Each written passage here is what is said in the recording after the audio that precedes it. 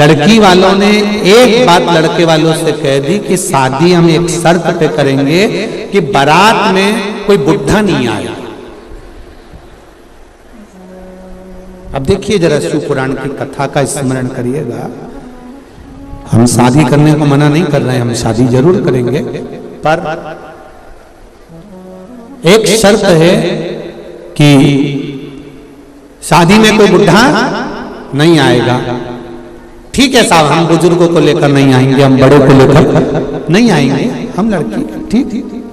लड़का तो कम से कम शादी हो जाए, लड़के की शादी तो हो जाए। बेचारा 32 साल का हो गया, 35 साल का हो गया और उसकी शादी नहीं हो रही है, तो कम से कम शादी तो हो जाएगी। हाँ भर दी। बारात की तैयारी हुई। घर में जो फूफा जी थे बुजुर्ग, उन्होंने कह दिया चाहे कुछ भी हो जाए, मैं बस के नीचे मर जाऊंगा पर बारात में तो जाऊं। सबने मना करा, साहब देखो फूफा जी तुम मत जाओ, और देखो ये अच्छी बात नहीं है, उन्होंने मना कर दिया था कि कोई बुढ़ा नहीं आएगा, आपको नहीं ले जाएंगे। नहीं मैं तो जाऊंगा, चाहे कुछ भी हो जाए, मेरे को तो जाना। एक काम करो, अगर ऐसे नहीं ले जा सकते तो मिठाई के डब्बे में मुझे बंद करके ले जाओ। अब बुढ़े व्यक्ति को फूफा जी को उन्हें खोखे में, परंतु ले तो जा रहे हैं, पर एक बात याद रखना, हम तुम्हें निकालेंगे नहीं, अंदर ही पड़े रहो। हाँ हम बस के अंदर पड़े रहेंगे, कोई बात नहीं, पर जाऊंगा।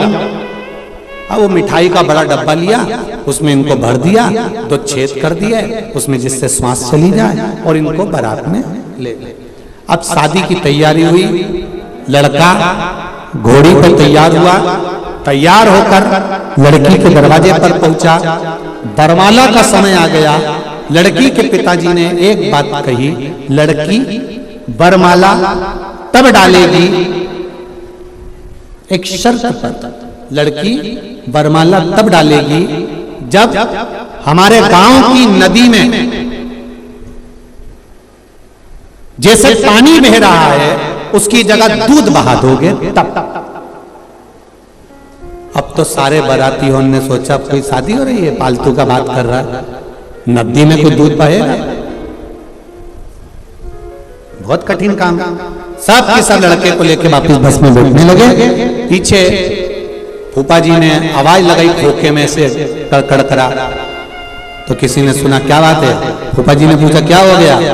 लड़की के पिताजी ने बोला है कि शादी एक शर्त पे होगी, गांव की नदी में दूध भरा जाए तो लड़की भी आएंगे, नहीं तो नहीं भी आएंगे।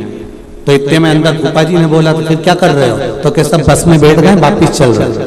फूफा जी बोले काय को चल रहे। लड़की के पिताजी से कह दो तुम पूरी नदी का पानी रोक दो, हम दूध भर देंगे, जाओ जरा बोलो।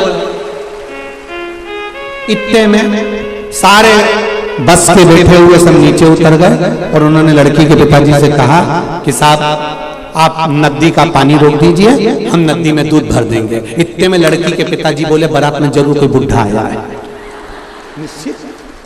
बारात में जरूर कोई डोकरा आया है, बूढ़ा व्यक्ति आया, निश्चित था।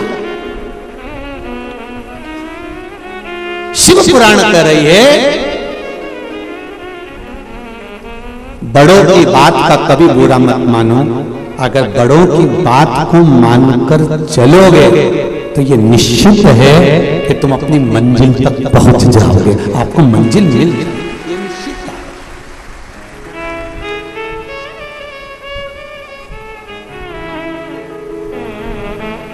अब मानो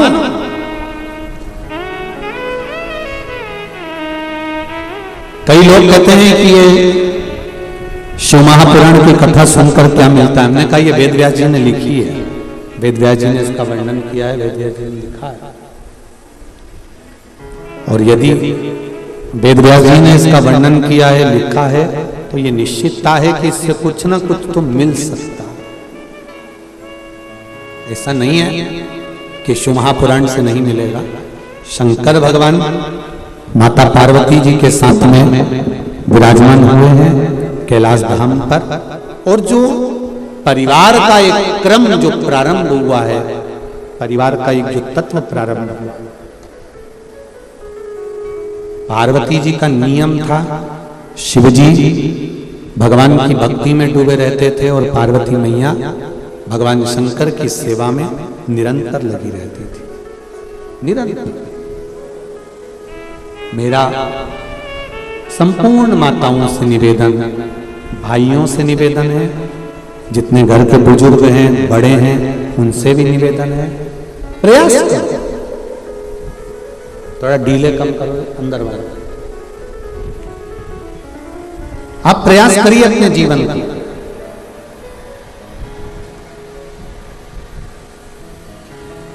सार्थक बनाने के लिए। पीछे की आवाज खोल के रखो, पीछे की। एक पति और पत्नी का जो जीवन होता है,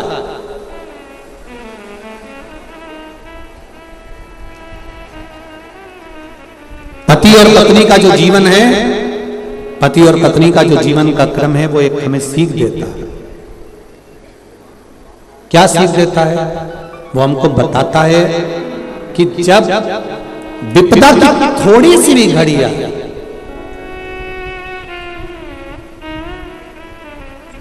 पीछे की एलईडियां चालू कर दीजिए, एलईडियां से बंद पड़ी रही।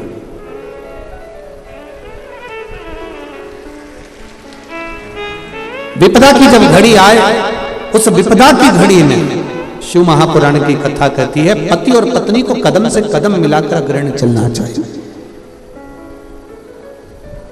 विपदा की जब घड़ी है,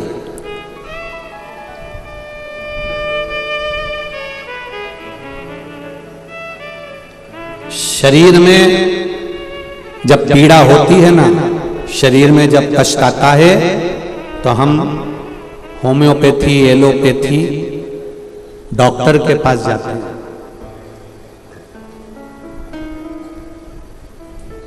शरीर में जब कष्ट हुआ, शरीर में जब पीड़ा हुई, शरीर में जब दुख हुआ, शरीर में जब पीड़ा हुई, तो हम होम्योपैथी, एलोपैथी, डॉक्टर के पास जाते हैं और उनसे थोड़ी सी दवाई लेकर अपने शरीर की पीड़ा को मिटाते हैं। उसी तरह शरीर में पीड़ा होती है, तब हम डॉक्टर ढूंढते हैं। और शिव पुराण कहती है, जब मन में पीड़ा हो तो शिव महापुराण की कथा को ढूंढो। मन की पीड़ा, अपने भीतर की जो पीड़ा है, अपने अंदर की जो पीड़ा है, उस पीड़ा को किसी से मत करो। अगर आप किसी के सामने जाकर रोगे भी ना, तो दुनिया के लोग कहते हैं, पहले तो खूब फूली फूली फिरती थी, अब जगत में रोती फिर रही है। आप अगर रोना भी चाहते हो और अपने दिल की बात किसी से कहना भी चाहते हो, तो किसी से मत कहो। कहना है तो आपके नजदीक में जो शंकर जी का मंदिर है, वहां पर जाकर 2 क्षण बैठकर एक बेलपत्री में लेकर और शिव जी से अपने दिल की बात कह दो। वो दुख भी मिटाएगा, पीड़ा भी मिटाएगा और गले भी लगाएगा। शंकर एक पत्र आया है,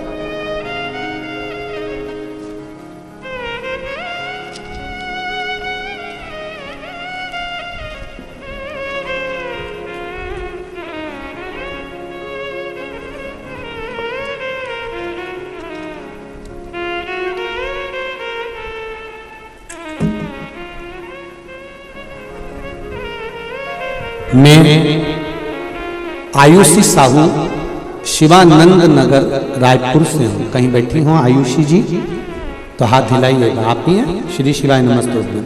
दोनों हाथ ऐसे हिला दो एक बार बेटा। श्री शिवाय नमस्तुभ्यं। मैं आयुषी साहू शिवानंद नगर रायपुर से हूँ। शिव की भक्ति का मैं क्या वर्णन करूं पंडित जी, मेरे पास में शब्द नहीं है। पहला, मेरी माता का नाम पुष्पलता साहू है, जिसका मैं फोटो डॉक्टर के यहाँ पर जब वेंटिलेटर पर मेरी माँ पड़ी रही, उसका फोटो में लगा रही हूँ। आप भी एलईडी पर, आस्था चैनल पर, फेसबुक, यूट्यूब पर आप वो फोटो देख रहे हैं।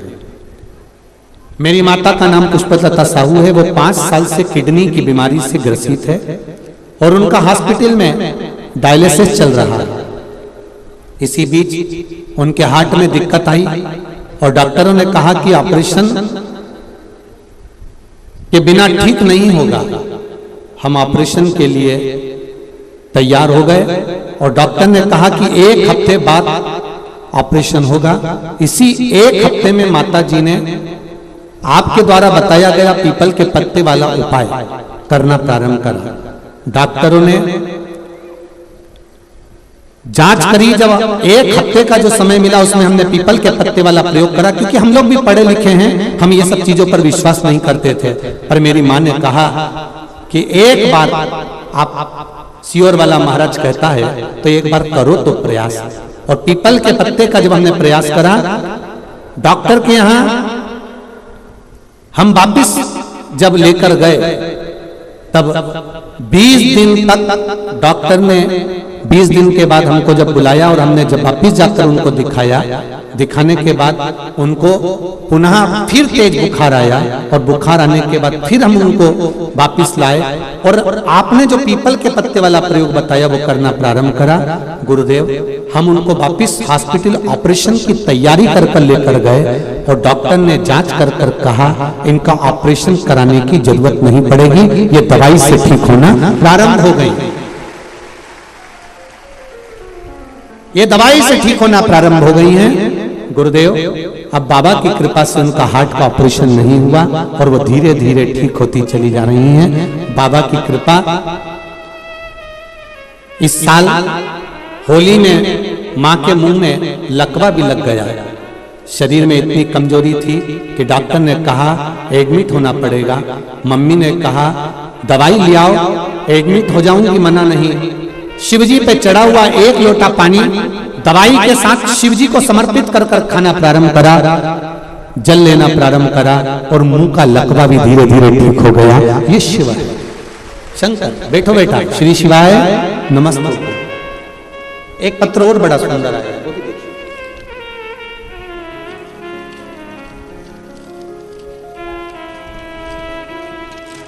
तेरी कृपा बिना न हिले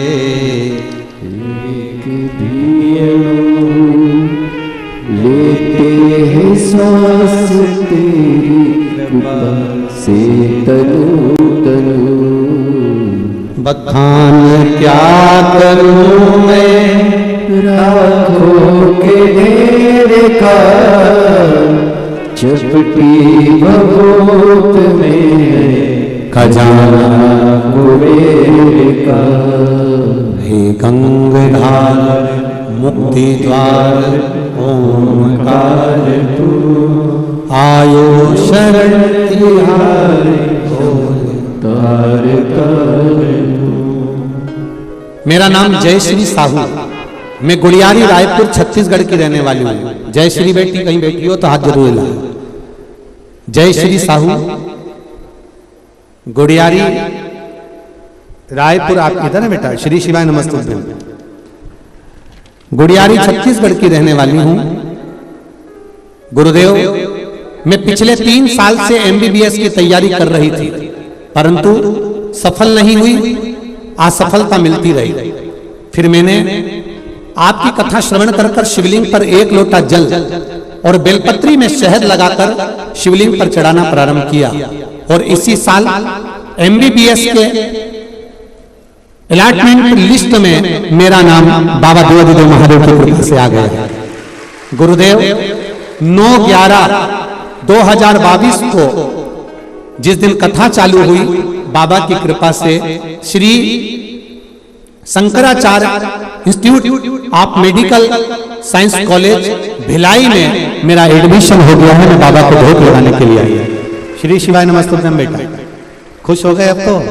श्री शिवाय नमस्तुभ्यम। ऐसे ही निवेदन करूंगा, जैसा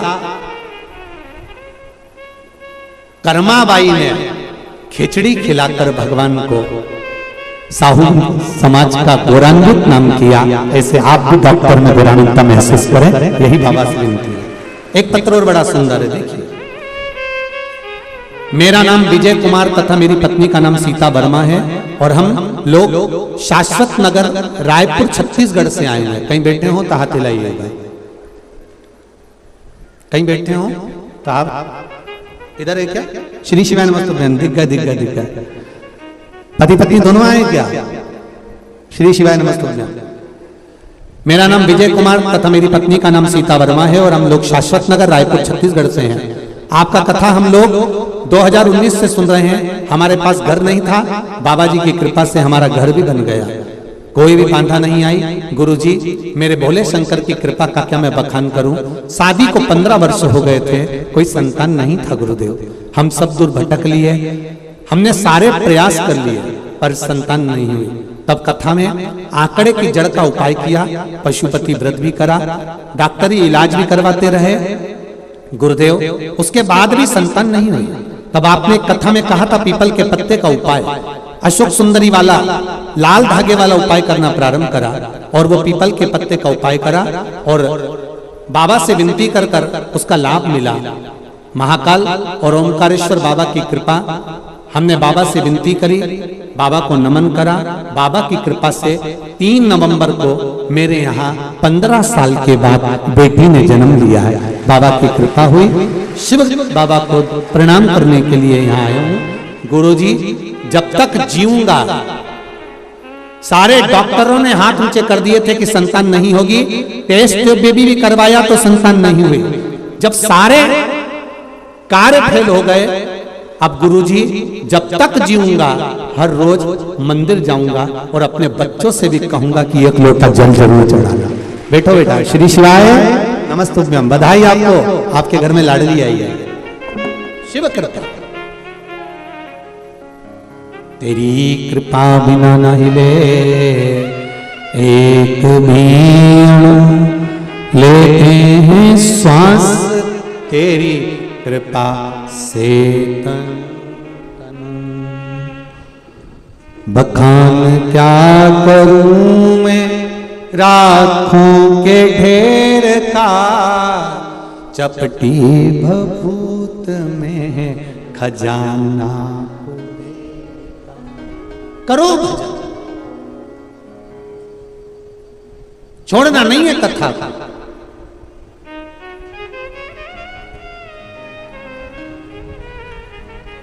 टीवी के सामने, मोबाइल के सम्मुख में शिव महापुराण की कथा का रस तत्व ग्रहण करो।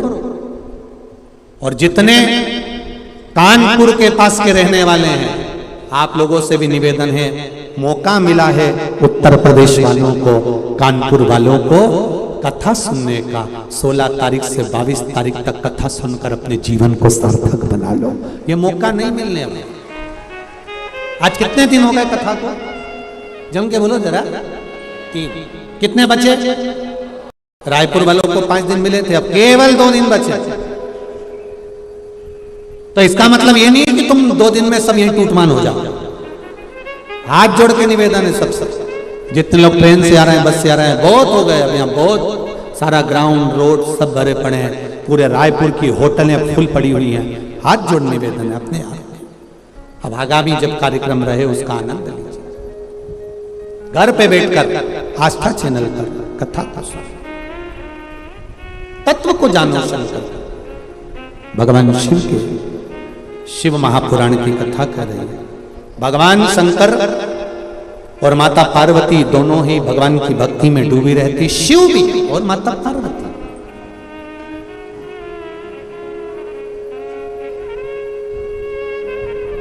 समय आया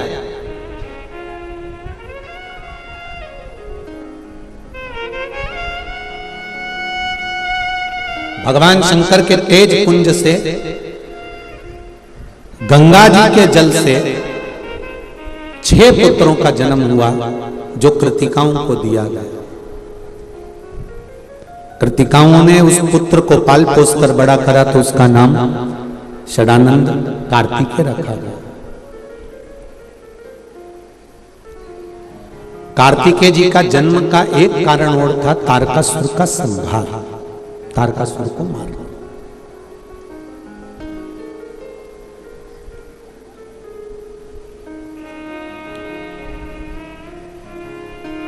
जब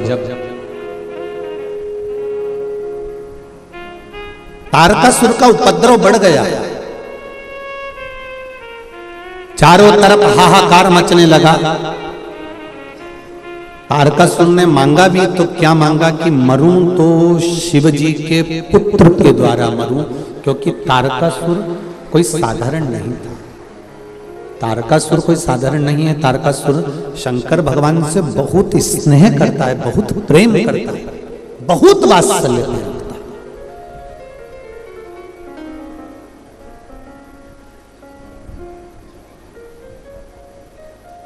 तारकासुर ने मांगा कि अगर मरूं तो शिव जी के पुत्र के द्वारा मरूं, और शिव जी की कृपा हुई। तारकासुर को मारने के लिए कार्तिकेय का जन्म हुआ। कार्तिकेय बाबा को माता पार्वती जी ने कह दिया ये तारकासुर है, पर इसका संहार तो करना, पर इसके हृदय में चोट ना लगे।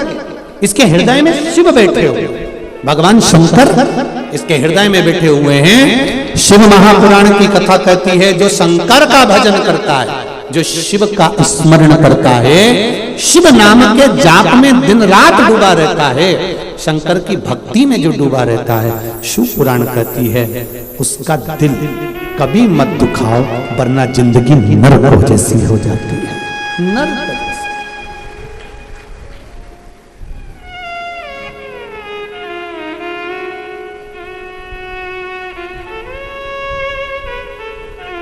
आप उसका दिल कभी ना दुखा। हम कल भी कहे, परसों भी कहे, आज फिर कह रहे हैं, शंकर जी के मंदिर जाने वाली चाहे बेटी हो, चाहे बेटा हो, चाहे बुजुर्ग माताएं हों, चाहे भाई लोग हों, हम माताओं से भी कहेंगे अपने घर के पुरुषों को एक नियम बना। दिन भर तुम्हारा पति नौकरी करता है, सर्विस करता है, काम करता है, बिजनेस करता है, कमाकर लाता है, अपनी पत्नी और अपने बच्चों के लिए लाता है। अगर कमाकर लाया है तो अपनी पत्नी और बच्चों के लिए लाया। एक निवेदन,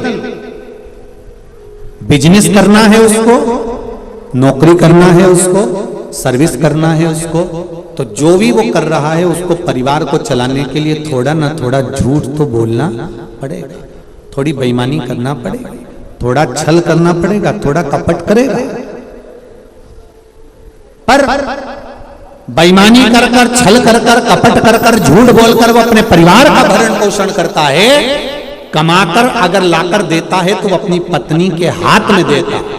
इसलिए धर्म पत्नी का एक नियम होना चाहिए, वो जाने कि झूठ इसने बोला है, कपट इसने करा है, बेईमानी इसने करी है, कमाकर लाकर मुझे दिया है। अगर नरक का भोग भी भोगेगा ना तो इसको भोगना पड़ेगा। उस नरक के भोग से मैं कैसे उसको बचा सकती हूँ? तो धर्म पत्नी से निवेदन है, अपने घर के पति से, अपने बच्चों से एक निवेदन करना प्रारंभ करो कि सुबह एक लोटा जल ले जाकर शिव जी को चढ़ाना चालू करो, क्योंकि तुम्हारे कर्म का भोग तुम्हें भोगना पड़ेगा। अगर एक लोटा जल चढ़ा दोगे तो ये तुम्हारी लेखन में जो लिखा है वो समाप्त हो जाएगा। ये निश्चित है, ये निश्चित था।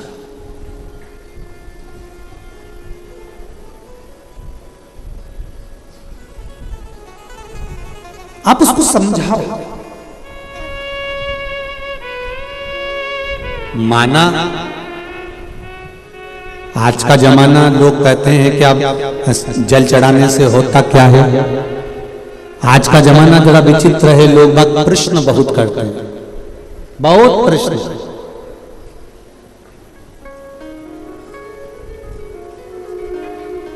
इतने प्रश्न है लोगों के पास में, उन प्रश्नों को हल करना कठिन पड़ता है। पर इतना जरूर कहो कि तुम कहते हो कि जल चढ़ाने से क्या होता है, या जल समर्पित करने से क्या होता है, या शिव महापुराण की कथा सुनने से क्या होता है, तो उनको समझाओ।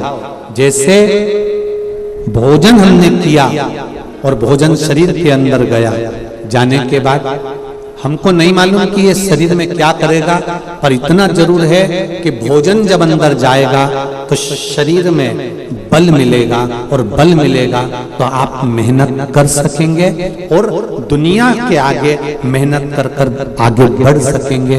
उसी तरह शिव महापुराण की कथा या एक लोटा जल हम शिव जी को चढ़ा रहे हैं, उसका बल हमको अंतिम समय तक जरूर प्राप्त रहता है, ये निश्चितता। किसी के मरने के बाद कई लोग कहते हैं उनके दादाजी मर गए तो उन्होंने इतने ब्राह्मणों को भोजन कराया, उनके काका जी मर गए तो उन्होंने ब्राह्मणों को रसगुल्ला खिलाया, गुलाब जामुन, पूड़ी, भजिया, पकोड़ा ये खिलाए। किसी के मरने के बाद आप क्या खिला रहे हो उससे मतलब मत रखो। शिव महापुराण की कथा कहती है मरने से पहले कितने लोगों को आपने भोजन कराया, बात वहां रखी जाती है, मरने के बाद की नहीं। आपके हमारे संसार के किसी व्यक्ति के मरने के बाद दुनिया के लोग कितना भोजन कराते हैं वो महत्व नहीं रखता। आप जीते जी इन श्वासों के द्वारा, अपने शरीर के द्वारा, आप जीते जी अपने द्वारा कितने लोगों को भोजन करा रहे हैं, मूल वो है। आपने किसका साथ दिया, मूल वो है।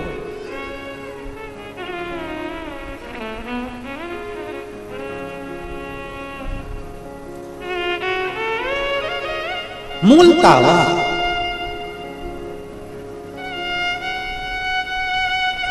ये जितने लोग कथा सुन रहे हैं, जितने इस पंडाल में बैठे हुए हैं, ये ग्राउंड में दही हांडी ग्राउंड के अंतर्गत गुड़ियारी के इस ग्राउंड में आप लोग जितने लोग बैठे हुए हैं, जितने लोग बाहर बैठे हुए हैं रोडों पर, जितने लोग छतों पर बैठे हुए हैं, जितने लोग होटलों पर बैठे हैं, जितने लोग गाड़ियों पर बैठे हुए हैं, 2 व्हीलर 4 व्हीलर पर चढ़ चढ़ कर बैठे हुए हैं, टैंकरों पर बैठे हुए हैं, जितने लोग यहाँ वहां बैठकर कथा सुन रहे हैं, आप दिल लगाकर अगर कथा को श्रवण कर रहे हैं, चित्त लगाकर कथा श्रवण कर रहे हैं, भक्ति के साथ कथा को श्रवण कर रहे हैं, आप अपना समय निकालकर अगर शिव को दे रहे हो तो ये निश्चितता है कि तुम्हारी दुख की घड़ी में शिव भी तुम्हारे सामने खड़ा मिलेगा। ये निश्चितता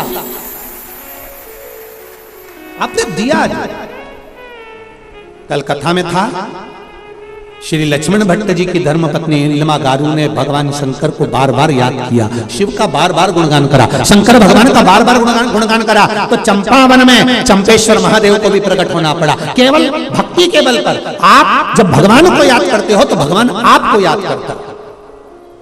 चंपावन में चंपेश्वर महादेव केवल नीलिमा गारू जो बार बार शिव जी का गुणगान कर रही है, बार बार शंकर भगवान का स्मरण कर रही है, बार बार भगवान शंकर की भक्ति को धारण कर रही है, वो नीलिमा गारू ने शंकर भगवान को प्रकट कर लिया, शिव को प्रकट कर रहा।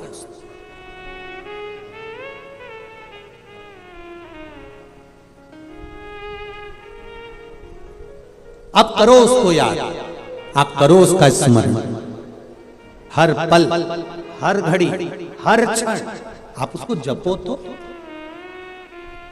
कई लोग मिलेंगे आपको जो आपसे कहेंगे कि मंदिर मत जाओ, राम जी को मत मानो, कृष्ण भगवान को मत मानो, गणेश जी को मत मानो, देवी को मत मानो।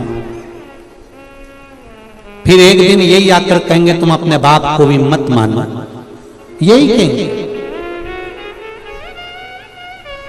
जो आज कह रहे हैं तुम्हारे सामने आकर, बार बार तुमको सुगंध दिलवाते हैं, राम को नहीं मानना, देवी को मत मानना, गणेश को मत मानना, शिव को मत मानना। और बच्चे कुचे थे तो एक महाराज ऐसे हैं जो अपनी किताब छपा कर बढ़वाए जा रहा है और उन्होंने कह दिया मैं खुद भगवान हूं, तुम किसी को मत पूछो। ऐसे लोग अगर तुमको किताब देने आए तो वही किताब उनके मुंह पे मार देना और कह देना भगवान एक ही है, वो देव महादेव, वो ब्रह्मा विष्णु महेश है, वो किताब उन्हीं के मुंह पे मार दो। ऐसी किताब अपने को घर में लेकर भी नहीं जाना जो तुम्हें धर्म से काट दे, सनातन धर्म से वंचित कर दे। जो आज कहते हैं कि गणेश जी को मत मानो, राम को मत मानो, कृष्ण को मत मानो, शिव को मत मानो, वो एक दिन तुम्हें गर्द में खड्डे में ले जाकर पटक देंगे और एक दिन कह देंगे तुम अपने बाप को भी मत मानो। तुम्हारे पिता ने तुमको पैदा ही नहीं करा, तुम्हारी माता ने तुमको जन्म ही नहीं दिया। बार बार सौगंध दिलाएंगे, किताब छपा छपा के तुमको इसी पंडाल के बाहर बांटते मिलेंगे, खूब प्रेम से देंगे, ले जाओ ये किताब, फ्री है फ्री है। सोचो 50 रुपए की किताब छपी होगी और फ्री में क्यों बांट रहे हो? मतलब ये पैसा तुम्हारे पास में यहां से नहीं आ रहा है, केवल सनातन धर्म को बर्बाद करने के लिए विदेश से पैसा आ रहा है। समझो, आज भी मौका है, नहीं तो बाद में रोगे। अपना फोटो छपवा कर भगवान है ही नहीं, हम ही भगवान है। जब इतने 50 रुपए की इतनी मोटी किताब, आज के जमाने में पत्रिका भी 50 रुपए की छपती है, तो पत्रिका भी सोचना पड़ती किस किस को देना, ये तो हल्का फुल्का काट दे देंगे रिसेप्शन का। पत्रिका किसको देना? 50 रुपए की छपी है तो सोचना पड़ेगा। वो 100 रुपए की, 150 रुपए की, 50 रुपए की इतनी मोटी किताब कोई फ्री में बंटवा रिया है, अपना फोटो लगवा कर बंटवा रिया है और कह रहा है कि मैं भगवान हूं, और ये सोचकर बंटवा रहा है। तो सोचो ये 50 रुपए 100 रुपए किताब के कहां से आ रहे होंगे जो इतनी पब्लिक को किताब बांटी जाती है, और तुम उसको लेकर घर चले जाते हो, उन्हीं के मुंह पर छोड़कर चले जाओ, पांव पड़ के तो तू ही ले जा तेरे घर में। नीचे ऐसी किताब जो हमें सनातन धर्म से वंचित कर दे, क्या करोगे ऐसी किताब?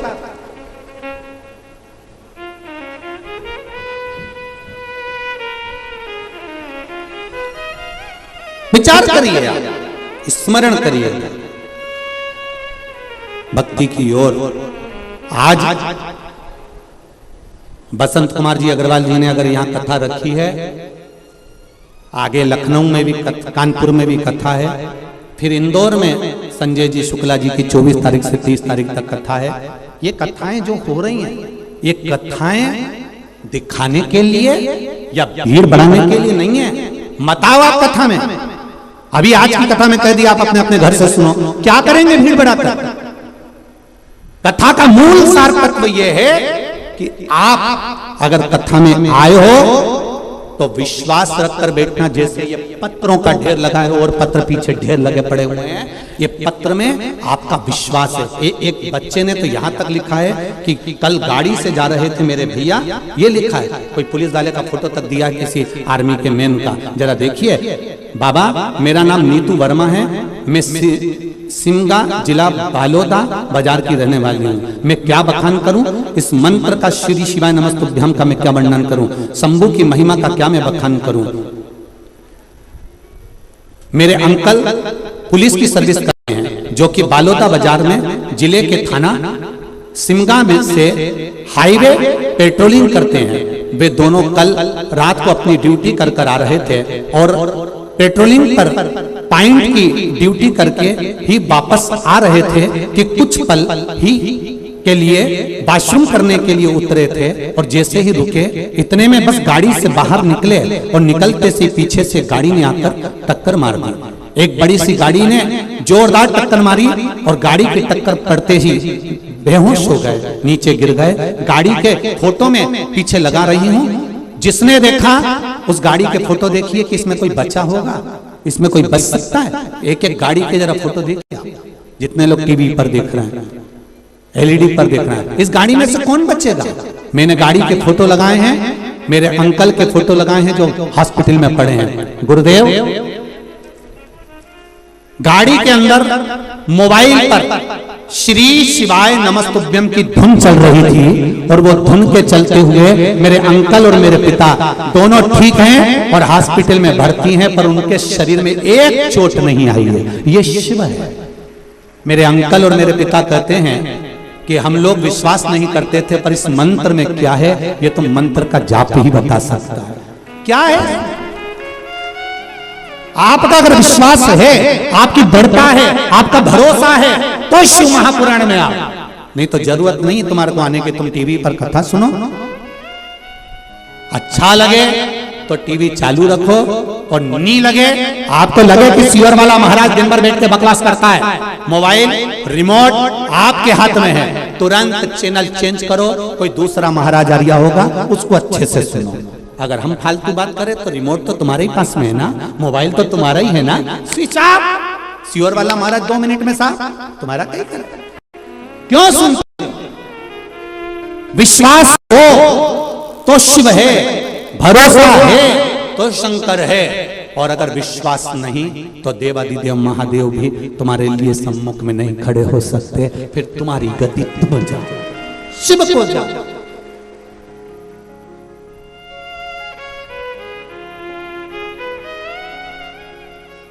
हम तो आपसे मिलते भी नहीं है, पूछो यहाँ बसंत कुमार जी कहीं बैठे हो तो मैं उनसे कहूंगा, उनके परिवार वाले भी बैठे हैं, एक बार पूछना उनकी माता जी हमसे आके मिली, उनके पिताजी हमसे आके मिले, उनकी बहनें आके मिली कि उनके भाई आके मिले। बसंत कुमार जी अग्रवाल जी से कभी पूछना, इनके परिवार का एक बच्चा, इनके घर में कितने